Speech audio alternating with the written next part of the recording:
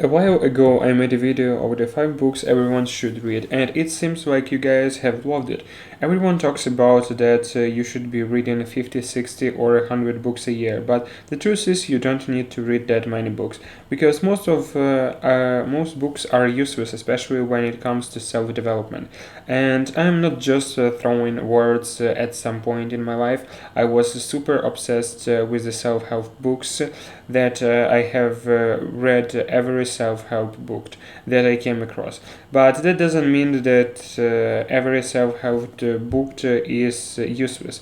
In fact, some of them are so powerful that they had a significant impact on my life.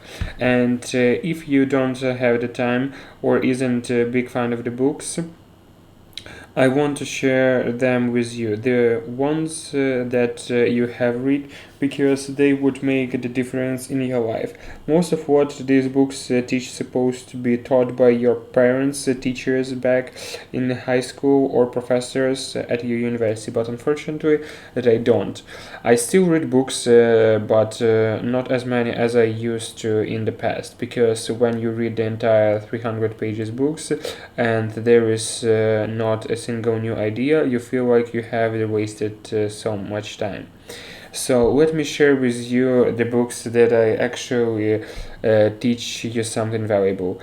First, The Fifth Loan by Robert Greene. Green. This is one of the books that had one of the most significant impacts on my life, and there is a strong reason behind it. You see, unlike every other self-help book, this book teaches you how to be fearless, how to not to be afraid to be different and stand up for yourself, to take risks and make bold decisions. The book is based on the life in Curtis Jackson's, aka 50 Cent. The life of some rapper might not interest in you, and that's what I thought in the beginning. There was every reasons for the 50 cents to life to go wrong, but it didn't. He never met his dad. His mom was shot when he was 8. He was living with his grandparents in the house with the 28 siblings. He was left with no other options but to sell drugs to make ends meet, like his mother, go arrested at the high school or for drug possessions. He tried his best to make it into the music industry, but when he was 25, a car pulled up alongside Jackson's, and the guy pulled a gun on shoot him 9 times on the hand, arm, hip, both legs, chest, and left cheek. It's a miracle that he survived in the first place. Besides that, he tried to get out of the drugs and make it into the music, but now with his left cheek being shot, he couldn't rap. Any other persons would have given up at this point because the shot through his cheek left him with a permanently swollen thumb. But not 50 wasn't ready to give up. He decided to gather his energy and fight back. Now that he was faced with death, there is nothing left for him to be afraid of. Failure, disappointment, whatever. If you want to develop that kind of the fearless approach to your life, you must take the certain changes in your life. Robert Greene suggests in these books. Nobody is born into the world fearless. We all come up crying, screaming, and we grow up. We are afraid of darkness. We are afraid of to be left alone. We are afraid to be different. We are afraid to be parents, at least when we are kids. We have to either develop the character of fearlessness or stay where we are. Where the society wants us to be. Second, influenced by Robert Chanit. There are a lot of the books written on the dealing with people. Even Robert Greene has the books on that, which is 48 Laws of the Power, and I actually suggested in the previous videos. However, it gives a bit darker perspective on the human behavior, and in many ways it's true, but the book, influenced by Robert Chandy, gives an entirely different perspective. It's more about the science behind making people say yes to whatever you want them. It might seem like the people are smart and they usually base their decisions on the science and logic, but the reality is quite different. Humans are mostly emotional and their actions are often irrational. And it's normal because we face so many decisions and we consume so much information every single day that we need some sort of the shortcuts to make the decisions process faster. We are guided by the shortcuts. The moment you understand these shortcuts, you can make almost everyone say yes. You can convince them to be your friend, help you out, or if you are, say, businessmen, you can get them to buy as much as you want, and then get that big fat commissions in the end of the month. Third, the richest man in Babylon. From my experience, almost everyone wants to be rich, even those who say that they don't. I know that I will get a lot of the hate for saying this, but that's what I realize, and that's not necessarily a bad thing. I mean, money is the resource that enables you to do a lot of the things, a lot of good things.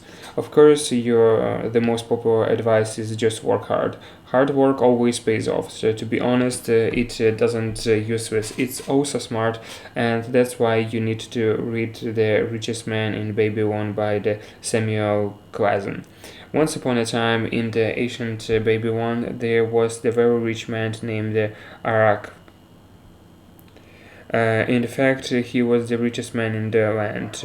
Two of his childhood friends approached him to ask him how he managed to become so wealthy when they have been working so hard but barely feed their families.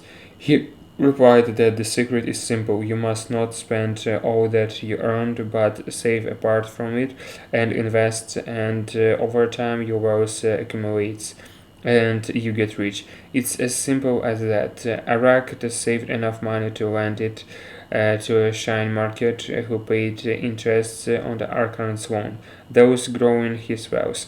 Their principles might be simple, but most people don't embrace them, which is why it's critical to read these books page to page to make things principles a fundamental part of your life without any exaggerations at all. The greatest financial habit you will ever learn is the ability to save money.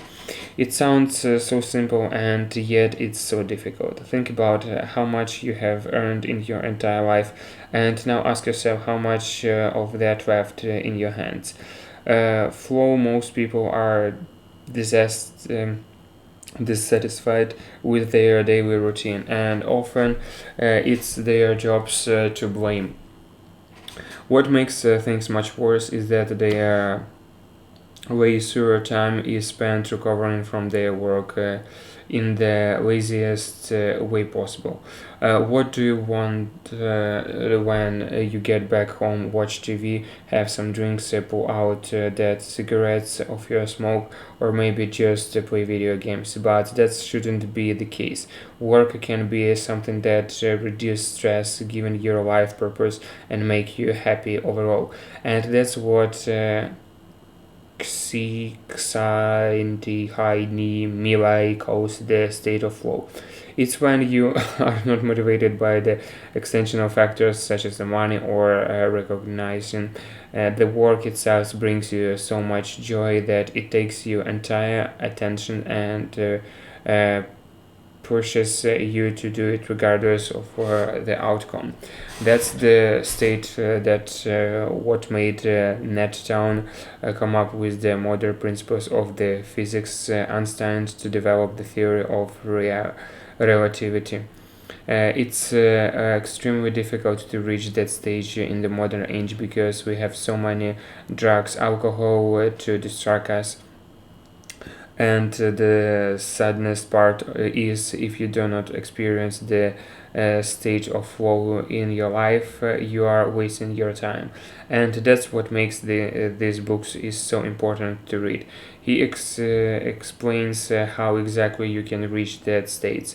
Fifth, 12 Rules of Life. I came across this book last year, and to be honest, it surprised me.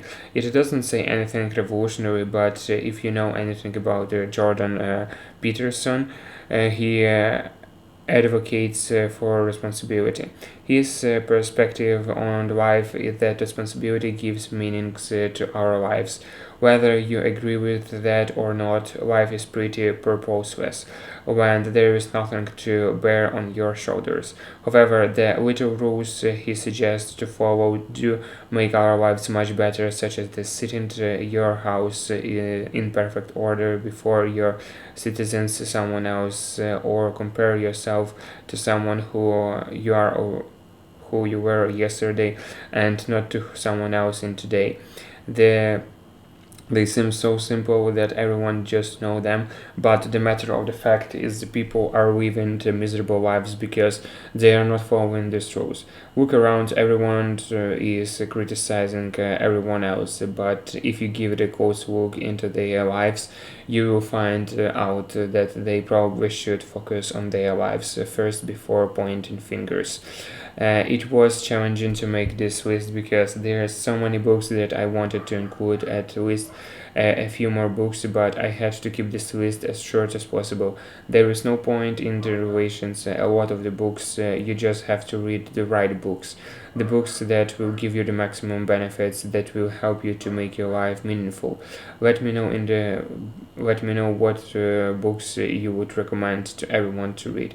I am curious to see that you would suggest.